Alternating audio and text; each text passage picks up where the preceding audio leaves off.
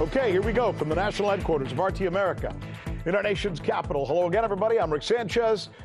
We are starting our newscast tonight with a remarkable piece of video that should serve, if nothing else, as a reminder that we live in a dangerous world filled with really unimaginable military technology. Watch this video. Look at this. This is an Su-27 Russian fighter jet. See it coming up right there? Look what he's doing. The fighter jet is confronting the F-15 as if to be saying, get out of here. The clip is about 40 seconds long in total, but the U.S. made F-15 in the background, right? You're going to see it in the background right there, is apparently getting too close to an unnamed aircraft. The Su-27 then approaches the American-made jet as if to shoo it away. Look how close they get to each other, traveling at almost supersonic speeds. As the two planes get extremely close, the Su-27 makes what is described as a breathtaking maneuver, forcing the F-15 to turn away, flying further from the plane and ultimately disappearing from sight. Boy, that's something, isn't it? That video is really emblematic, right, of the power of today's military technology, where one wrong move could stir a huge international incident at a time when both the United States and Russia seem to be rattling their sabers with increased ferocity. And of course, each is accusing the other of being the aggressor. What's the story, the real story behind this video, and what's the real takeaway here? This is the news with Rick Sanchez, where we think it's moments like these that should give us pause and make us ask the right questions, because it is time to do news again. We want to begin tonight, though, with a follow-up to that video that we just showed, because in the last year, the number of incidents or engagements between NATO and Russian aircraft are up. They've increased. In an interview with the Wall Street Journal, NATO Secretary General confirms that there is increased military activity in the region, especially, by the way, and this is interesting, around the Baltic Sea. What that means is that videos like the one that we just played for you, the one that we just started this newscast with, see, it's actually more common than you think.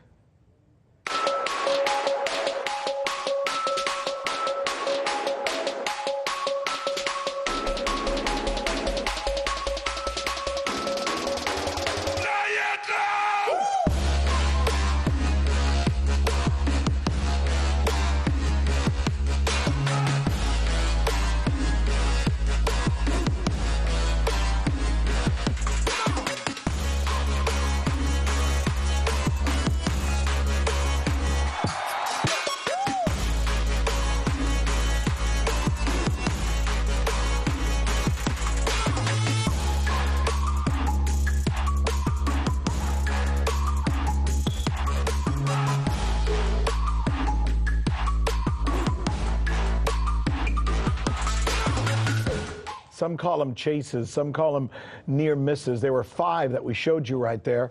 Now, aside from the cool factor of seeing these incredible, almost Star Wars-like engagements, right, there is reason to be concerned. Joining us now is our analyst, John Jordan, who, aside from being a lawyer and a naval intelligence expert, John also happens to be a flight instructor with more than 9,000 hours of flight time. John, thank you so much for joining us as usual. Can you describe for us, I know that you and I have been talking throughout the day, or texting, I guess I should say, talking about these videos. Describe for our viewers, if you would, what we just witnessed there in that first video. Well, first of all, from the point of view of the camera, it's an airplane flying in straight and level flight. The camera is not gyro stabilized, so it's not somebody probably holding a camera. And you see the F-15 come alongside, and the F-15 is clearly tracking and escorting the airplane bearing the camera. Now, unbeknownst to the F-15 pilot, the Su-27 comes up behind and to his right, roughly his 4 o'clock position, moving to his 3 o'clock position in aviation parlance. The Su-27 pilot then engages a fairly steep left bank. Out of more reflex than anything else, I think the F-15 pilot, who, by the way, was an American, there is no doubt that that is a U.S. Air Force F-15. There are no other NATO members really flying the F-15. So what you see is that the F-15 break away in an effort to avoid what would otherwise been a midair collision. It's amazing to watch this, and I can't help but wonder what's the real takeaway here, especially in light of what I just read from the Secretary General of NATO saying that there has indeed been increased military activity in the region of Eastern Europe. What's the takeaway here? What's your geopolitical take on this? Well, you got to go back to 1945, Rick, and the aftermath of the Cold War, and that's what NATO really is. NATO was formed because at the time, in the years after the Second World War, the Soviet Union had a massive conventional military advantage in Western Europe, led by Stalin, and Western Europe was very concerned about this, and rightly so. So that was a mutual defense treaty, which the most important part of which is Article 5, an attack on one is an attack on all. Fast forward 45 years, the Soviet Union collapses and the Russian Federation begins. And NATO, for reasons that I can't even begin to imagine, thinks it's a good idea to expand eastward. I don't think it was ill intent. I think it's just bureaucratic inertia in the exuberance of the fall of the Warsaw Pact. And so now you have NATO members that were formerly either parts of the Russian Empire or parts of the Soviet Union that are NATO members. And Russia, given its history of being invaded twice in the 20th century, just naturally doesn't care for this. Now, the European and American policymakers have to ask yourself, are the Baltic states really necessary for Western defense? Does the raison d'etre, does the reason for being for NATO continue to exist? And why expand it eastward? So I think these are the questions that we have to deal with now, because you have these types of incidents becoming ever more prevalent. In fact, a few years ago, we had a friend, somebody I actually know, an American pilot, who was forced down over China when his reconnaissance airplane was bumped by a Chinese fighter, causing a major international incident. It sounds interesting. So why are we doing this? Why is this happening? Right. I don't know. I was just going to say, the way you describe it so artfully, it makes it sound like here we are almost consciously poking the bear, and the bear is not liking the fact that it's being poked, and that's why we get these kinds of incidents. Let me do something. Kevin, if you don't mind, in the booth, can you put that video up one more time?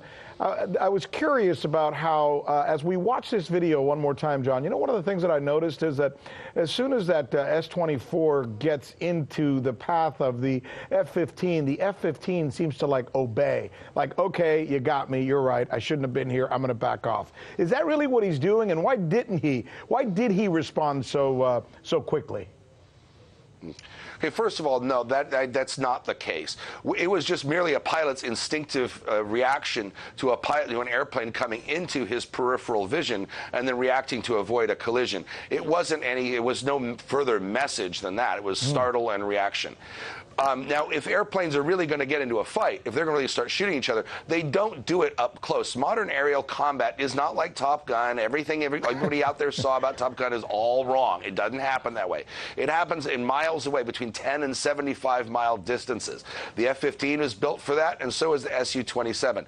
So it wasn't really a warning off or anything like that. If you see the F-15 just moves a little further away and continues to track the Russian aircraft. I'll tell you, it's startling to watch that, though, especially considering at the speeds that they're going at. John Jordan, as usual, it's always a delight to have you on.